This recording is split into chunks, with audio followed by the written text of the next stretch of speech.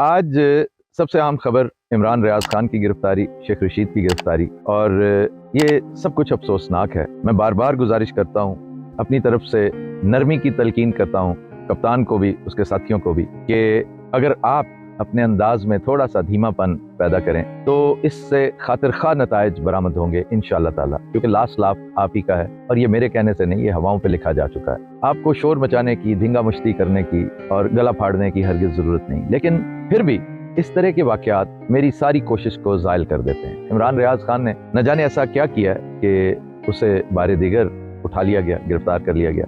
अस्सलामुअलैकुम नाजरीन, जैसा कि आप सुन रहे हैं कि आफ्ताब इकबाल साहब भी इमरान खान, इमरान रियाज खान और इन जैसे लोगों को मशवरा दे रहे हैं कि आप प्लीज़ इदारों के ख़िलाफ़ बात मत करें। इशारा इस तरफ जा रहा था, जैसा कि आपको पता है कि अवाम के दिलों में, हवाओं के रुखों पे ये लिखा जा चुका है कि अगली बारी आपकी है।